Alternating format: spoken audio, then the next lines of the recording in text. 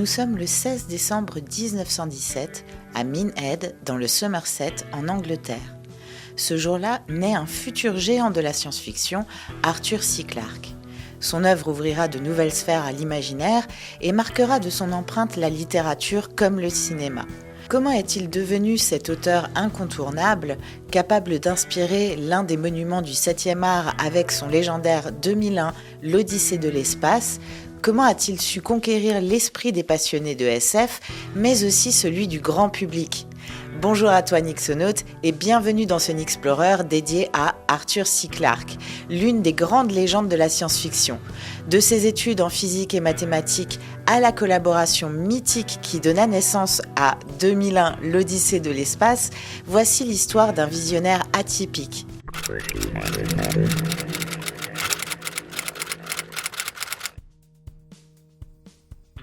Arthur C. Clarke grandit dans une petite ville du Somerset au sein d'une famille modeste. Très tôt, il se passionne pour les étoiles. Enfant, il plonge la tête la première dans les articles scientifiques et construit des maquettes de vaisseaux spatiaux. Adolescent, il passe ses nuits à observer le ciel, à l'aide de télescopes qu'il fabrique lui-même en assemblant des lentilles et des pièces récupérées. C'est une des choses que l'on apprend dans une excellente biographie de 1992, Sir Arthur C. Clarke, Odyssey of a Visionary de Neil MacAleer. Cette fascination pour l'univers ne le quittera jamais. Quand éclate la Seconde Guerre mondiale, Clarke s'engage dans la Royal Air Force. Il n'est pas pilote, mais spécialiste du radar, une technologie encore balbutiante. Il devient lieutenant d'aviation. Cette expérience au cœur de l'innovation scientifique forge son regard visionnaire. Il comprend déjà que l'avenir de l'humanité est lié à la science et à la technique. Après la guerre, il reprend ses études et obtient en 1948 une licence en physique et en mathématiques au King's College de Londres. Mais dès 1945, il avait déjà frappé fort avec un article publié dans la revue Wireless World, Extraterrestrial Relays. Clarke y imagine l'usage de satellites géostationnaires capables de relayer des communications à l'échelle planétaire, une idée visionnaire qui deviendra réalité 2 décennies plus tard. Parallèlement, Clarke ne cesse d'écrire. Sa toute première publication, Travel by Wire, paraît en 1937 dans un fanzine amateur, suivi de Man's Empire of Tomorrow en 1938 dans Tales of Wonder. En 1946, il entre dans la cour des grands avec 2 nouvelles publiées dans Astounding Science Fiction. Il est partout celui-là, il plane sur la SF, Loophole et Rescue Party. À cette époque, il signe parfois sous les pseudonymes de Charles Willis ou E.J. O'Brien et touche même à la bande dessinée en collaborant comme conseiller sur Dan Dare, Pilot of the Future, en 1950. Clarke explore toutes les formes possibles pour nourrir sa passion pour la science et la fiction. Ses premières nouvelles, construites avec soin et rigueur, reposent toujours sur un point scientifique précis. Mais derrière cette précision se cache déjà une autre de ses marques de fabrique. Un humour subtil et sur les débuts parfois un petit peu lourd, voire pesant, mais qui laisse son empreinte dans ses récits. Mais une autre de ses marques de fabrique est aussi la rigidité de sa prose, particulièrement marquée dans ses premiers romans publiés en 1951. En 1952, l'imaginaire de Clarke déploie cependant ses ailes avec Islands in the Sky, un roman jeunesse dans lequel un garçon vit sur une station spatiale. Toutefois, Clarke n'est pas seulement un scientifique. Ses écrits révèlent aussi une attirance pour la métaphysique et le mysticisme. Clarke est un homme paradoxal. D'un côté, la rigueur scientifique, de l'autre, une quête presque spirituelle. Dans ses récits, l'humanité apparaît souvent comme une enfant naïve, confrontée à la sagesse d'êtres extraterrestres. C'est là que Clarke diffère de ses contemporains, plus ancrés dans la hard SF. Car dans ses histoires, l'humanité n'est jamais condamnée à ses limites, elle est capable de tout. C'est sans doute chez lui que s'exprime le plus intensément une idée rare en science-fiction, celle d'une transcendance interpersonnelle, universelle et profondément touchante.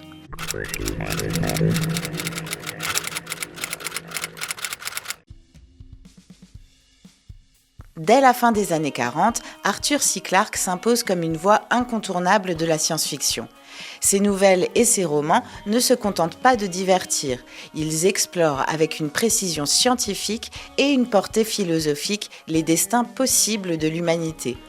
Il inscrira également son nom dans la branche de la romance scientifique avec 2 romans au début des années 50.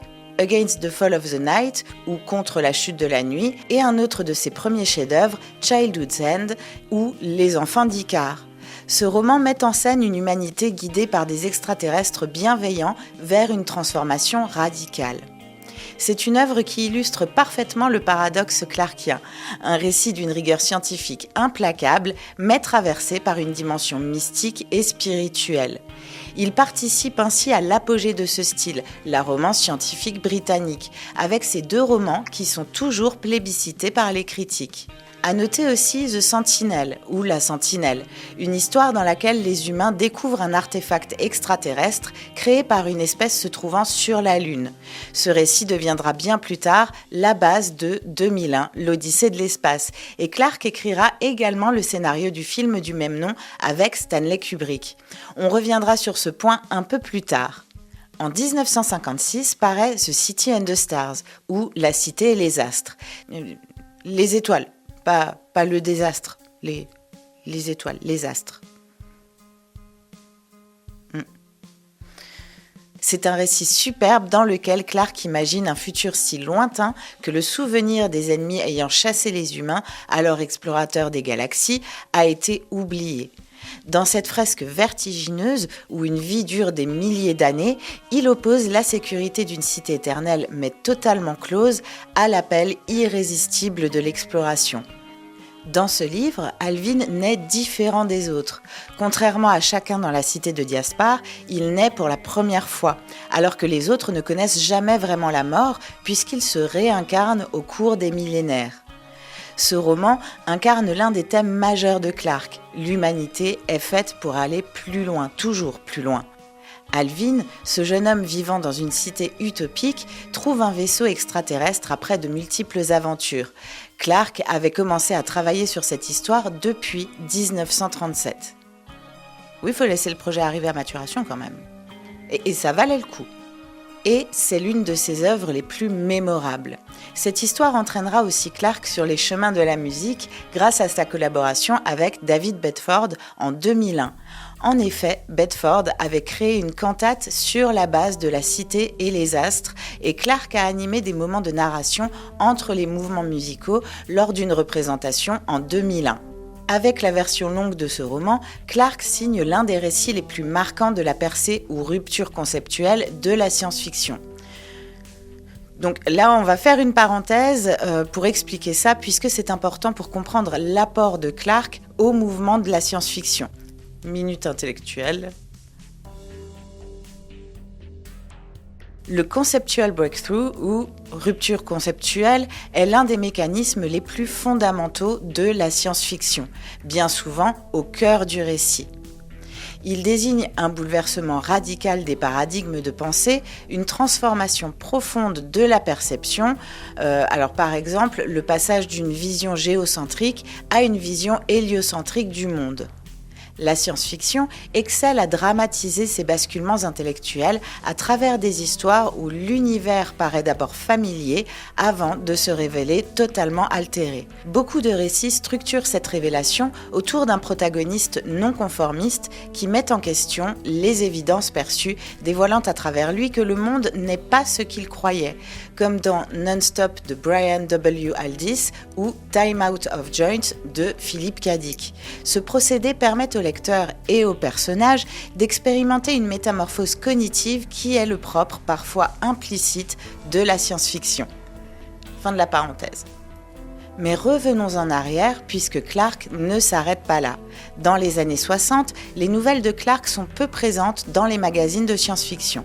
C'est pourtant de cette période que sortent 2 de ses meilleures nouvelles, à savoir Sunjammer et A Meeting with Medusa, qui retracent l'histoire d'un cyborg explorateur rencontrant une vie extraterrestre dans l'atmosphère de Jupiter. Toujours la fascination pour les extraterrestres. Toujours. Mais pas que, puisque tu verras que Clarke avait vraiment beaucoup de passion dans la vie. Il faut savoir aussi qu'en 2007, Arthur C. Clarke a envoyé un message à l'équipe qui s'occupait de la sonde Cassini. Et oui, où je voulais en venir ?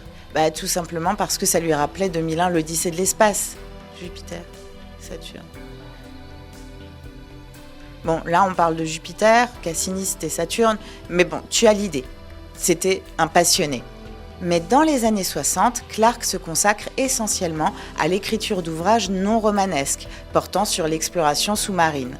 Non, parce qu'en plus de ses passions déjà citées, Clarke était aussi un passionné de plongée. Voilà. Ah oui, je l'avais dit, c'est un homme passionné. C'est un homme intense. Extreme Limit. Clarke a d'ailleurs reçu le prix Kalinga de l'UNESCO en 1962.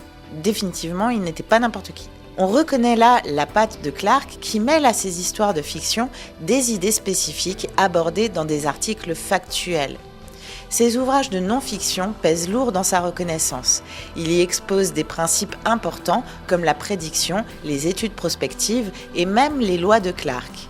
Et on va faire encore une fois une parenthèse pour expliquer un petit peu tout ça. La prédiction écarte l'idée reçue selon laquelle la science-fiction serait avant tout un genre de prédiction du futur. Certes, certains pionniers comme Hugo Gernsback aspiraient à dépeindre un futur plausible. Mais la SF repose davantage sur une plausibilité imaginative que sur une prévision rigoureuse. Même des récits parus avant Hiroshima, comme ceux de Robert A. Heinlein ou Cliff Cartmill, si tu ne l'as pas encore vu, je t'invite à voir ma vidéo à ce sujet, ne cherchaient pas à prédire, mais à explorer les possibles crédibles. En définitive, le plaisir des lecteurs à voir une bonne guess se réaliser relève plus du mythe que de la fonction première du genre. Les études prospectives ou future studies désignent un domaine interdisciplinaire consacré à l'exploration des futurs possibles, en rejetant l'idée dépassée d'une prédiction unique et exacte. Autrefois appelée futurologie ou futuristics, ces approches reposaient sur des outils mathématiques destinés à prévoir l'avenir. Mais les échecs fréquents de ces prédictions, ainsi que l'importance des petits changements imprévus dans les systèmes non linéaires, ont mis en évidence les limites de cette ambition. Aujourd'hui, les praticiens responsables admettent les incertitudes inhérentes à tout modelage de l'avenir et s'attachent plutôt à identifier et explorer des futurs alternatifs. Ils analysent les tendances, détectent les signaux émergents, imaginent divers possibles et aident individus et organisations à concevoir et avancer vers des futurs souhaités. Le pluriel « futures » souligne d'ailleurs qu'il n'existe pas un avenir unique, mais une multiplicité de futurs façonnés par les dynamiques en présence et les choix que nous faisons. J'aime bien. Si, c'est sympa. La science-fiction et les future studies partagent un terrain commun. Toutes deux explorent les possibles. La différence, c'est que la SF le fait par la narration et l'imaginaire, tandis que les future studies mobilisent des méthodes analytiques et prospectives. Ça fait penser à la psychohistoire. Asimov. Cependant, la SF a souvent inspiré ses études et de nombreux prospectivistes reconnaissent sa valeur pour stimuler la pensée au-delà des cadres établis. Les future studies ne cherchent plus à prédire l'avenir comme une science exacte. Elles visent à ouvrir l'horizon des possibles, à alerter sur des risques, à identifier des opportunités et à aider sociétés et individus à faire des choix éclairés pour orienter l'avenir qu'ils souhaitent construire. Arthur C. Clarke n'était pas seulement un romancier de SF, il a aussi réfléchi très sérieusement à l'avenir dans un cadre quasi prospectif. Son essai Profiles of the Future de 1962 est un texte fondateur qui analyse les technologies futures possibles, du voyage spatial aux ordinateurs et leurs implications pour l'humanité. Il ne prétend pas prédire l'avenir, mais explore des futures alternatives plausibles, exactement comme le font les future studies. Son fameux article Extraterrestrial Relays de 1945, qui anticipait les satellites géostationnaires, illustre cette approche. Clarke ne devinait pas l'avenir au hasard, il s'appuyait sur des lois scientifiques solides et imaginait ce qui pourrait en découler. Plusieurs éléments rapprochent Clarke des Future Studies, comme la pluralité des futurs, puisque Clarke ne croyait pas en un destin figé. Dans ses romans, l'humanité peut s'élever, comme dans Les Enfants d'Icare par exemple, mais elle peut aussi s'éteindre ou se transformer radicalement, comme dans La Cité et les Astres ou Rendez-vous avec Rama. Clarke proposait également des scénarios alternatifs, comme les prospectivistes. Clarke inventait différents avenirs crédibles, parfois optimistes, parfois inquiétants. Il préservait aussi le lien entre science et imagination, puisqu'il partait toujours de bases scientifiques, mais ouvrait la porte à des perspectives métaphysiques ou transcendantales. Et enfin, certaines de ses idées ont inspiré concrètement la recherche scientifique et technologique. Clarke n'était pas seulement un conteur. Avec Profiles of the Future ou Profil du futur, il s'est imposé comme un véritable prospectiviste, presque un pionnier des Future Studies. Il ne prétendait pas prédire l'avenir, mais l'imaginait sous toutes ses formes possibles, inquiétantes, transcendantes ou porteuses d'espoir. Clarke a aussi énoncé les 3 lois de Clarke dans Profil du futur. 3 lois qui sont en fait des lignes directrices, notamment pour les auteurs de science-fiction. Première loi, lorsqu'un scientifique éminent mais âgé affirme que quelque chose est possible, il a presque certainement raison. Lorsqu'il affirme que quelque chose est impossible, il a très probablement tort. Asimov a proposé un corollaire qui est que, cependant, lorsque le grand public se rallie à une idée dénoncée par des scientifiques distingués mais âgés et la soutient avec beaucoup de ferveur et d'émotion, ces scientifiques distingués mais âgés ont alors probablement raison. Deuxième loi, la seule façon de découvrir les limites du possible est de s'aventurer un peu au-delà, dans l'impossible. Troisième loi, toute technologie suffisamment avancée est indiscernable de la magie. Cette troisième loi a inspiré Barry Jem pour un autre corollaire qui dit que toute technologie distincte de la magie est insuffisamment avancée. Cette affirmation est d'ailleurs citée par Gregory Benford dans Foundation Sphere de 1997. Fin de la parenthèse. Mais elle était un petit peu longue cette parenthèse quand même. Mais elle était intéressante.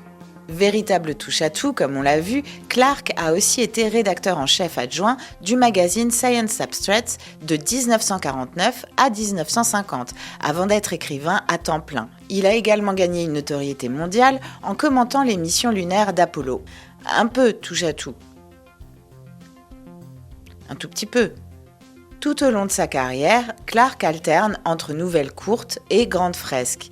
Et dans chacune, on retrouve sa patte, une science crédible, des concepts visionnaires et une fascination pour l'avenir de l'humanité. On y trouve aussi une prose rigide qu'il a su assouplir pour la rendre poétique, tout en respectant son trait premier pour la science. Grâce à 2001, l'Odyssée de l'espace de 1968, dont j'ai parlé un petit peu plus tôt, Clarke atteint une notoriété mondiale inégalée. Inspiré par ces 2 nouvelles, La Sentinelle et À l'aube de l'histoire, ce récit porte sur plusieurs rencontres entre des êtres humains et des monolithes noirs influençant l'évolution humaine. Il y est sujet d'évolution humaine, évidemment, de technologie, d'intelligence artificielle et bien sûr d'une possible vie extraterrestre. Non mais on y revient toujours. En 1973, il publie Rendez-vous with Rama ou Rendez-vous avec Rama. Oui, elle était transparente celle-là. Où l'humanité découvre un gigantesque vaisseau extraterrestre traversant notre système solaire. Un récit de First Contact qui reste à ce jour l'une des œuvres les plus marquantes du genre, couronnée par le prix Hugo, le Nebula, le John W. Campbell Memorial Award et le BSFA Award. Le retour de Clarke était attendu après une certaine période de quasi-silence littéraire et l'histoire de Rama ne déçoit pas. Dans ce récit, un immense vaisseau extraterrestre apparemment vide de vie entre dans le système solaire. Cet artefact est une image quasi mystique, énigmatique et fascinante, en plus d'être puissante. Mais on retrouve aussi dans ses écrits des théories sur les trous noirs, un ascenseur spatial et autres choses combinées à l'évolution technologique et toujours l'apothéose de l'humanité transcendée. Dans les années 80, Clarke anime plusieurs émissions télévisées, dont la célèbre Le Monde mystérieux d'Arthur C. Clarke. Son style d'apport scientifique est captivant et parmi les auteurs de science-fiction importants, son seul égal est Isaac Asimov. Durant ces années, il écrit la suite de 2001 L'Odyssée de l'espace avec 2010 Odyssée 2, adapté pour le cinéma par Peter Iams, puis 2061 Odyssée 3, suivi en 1997 par 3001 L'Odyssée finale. Dans les années 2000, il coécrira la série L'Odyssée du temps avec Stephen Baxter, offrant une alternative à l'histoire des précurseurs de 2001, dans lequel il lançait l'évolution de l'humanité à travers des monolithes noirs. The Songs of Distant Earth ou Les Chants de la Terre lointaine de 1986, basé sur sa nouvelle du même nom de 1958, inspire un album de Mike Oldfield sorti en 1994. Le thème est une rencontre d'une colonie humaine isolée avec l'un des derniers vaisseaux spatiaux quittant la Terre condamnée. Cette rencontre entraîne des affrontements culturels et de pouvoir. Au milieu des années 80, la santé de Clarke décline. Atteint d'une maladie neurologique invalidante, il continue pourtant à écrire, souvent en collaboration. Ses œuvres de cette période seront diversement accueillies, parfois critiquées, mais derrière ces publications se cache une véritable force de caractère. Clarke écrivait aussi pour assurer la pérennité des fondations caritatives qu'il avait créées. La plus connue dans le domaine de la science-fiction reste le prix Arthur C. Clarke, décerné chaque année au meilleur roman publié au Royaume-Uni. Un prix prestigieux, mais dont on apprendra après sa mort que son financement n'avait pas été solidement garanti. Mais revenons sur la collaboration de Clarke et Kubrick pour mieux parler de l'héritage d'Arthur C. Clarke. En 1964, Stanley Kubrick, déjà reconnu pour Dr. Folamour, cherche à réaliser le film de science-fiction ultime. Il prend contact avec Arthur C. Clarke, convaincu que personne n'est mieux placé pour l'accompagner dans cette aventure. Leur rencontre est décisive. Deux perfectionnistes, deux visionnaires, un cinéaste, un écrivain unissent leurs forces. De cette collaboration naît 2001, L'Odyssée de l'espace sorti en 1968. Le film, basé en partie sur la nouvelle The Sentinel de Clarke, repousse toutes les limites du genre. Plus qu'un simple récit de science-fiction, c'est une expérience sensorielle et philosophique où se mêlent évolution humaine, intelligence artificielle et transcendance cosmique. Kubrick voulait des images inédites. Clarke lui apporta une histoire qui dépassait les frontières de l'imaginaire. Le succès est planétaire. 2001 n'est pas seulement un film culte, il transforme à jamais la manière dont la science-fiction est perçue. Clarke en tire également un roman publié simultanément qui ancre encore plus l'œuvre dans l'histoire littéraire. Ce projet consacre définitivement Clarke comme l'un des géants de la SF, aux côtés d'Asimov et Heinlein. Mais son héritage ne s'arrête pas à 2001. Avec Rendez-vous avec Rama, Les Chants de la Terre lointaine ou encore la série des suites de l'Odyssée 2010, 2061, 3001, Clarke poursuit sa réflexion sur l'avenir de l'humanité, la place de la technologie et la rencontre avec l'autre. Même lorsque sa santé décline, il continue d'écrire souvent en collaboration, fidèle à son credo, imaginer des futurs possibles pour éclairer le présent. Arthur C. Clarke s'éteint en 2008 au Sri Lanka où il avait choisi de vivre loin du tumulte occidental, attiré par la mer et sa passion pour la plongée. Il laisse derrière lui une œuvre monumentale qui aura marqué aussi bien la science-fiction que la science tout court, car Clarke fut toujours à la frontière entre science et imagination, entre rationalité et mysticisme. Son héritage, ce n'est pas seulement des livres ou des films cultes, c'est une invitation permanente à regarder plus loin, à croire que l'humanité peut se transcender et franchir les étoiles. Arthur C. Clarke n'était pas seulement un écrivain de science-fiction. Il était un visionnaire, un scientifique, un conteur, un rêveur. Toute sa vie, il a cherché à comprendre notre place dans l'univers et à imaginer ce qui attend l'humanité au-delà de son horizon. De ses télescopes bricolés dans le Somerset à son essai Profiles of the Future, de 2001 l'Odyssée de l'espace à Rendez-vous avec Rama, et si la science-fiction a ce pouvoir unique d'élargir notre perception, c'est en grande partie grâce à lui. Merci d'avoir exploré avec moi la vie et l'œuvre d'Arthur C. Clarke. Si ce voyage t'a plu, n'hésite pas à liker, commenter, partager et surtout à t'abonner et activer la cloche pour ne pas manquer les prochaines explorations. À bientôt Nixonautes, d'ici là, n'oublie pas d'explorer de nouveaux horizons avec la science-fiction.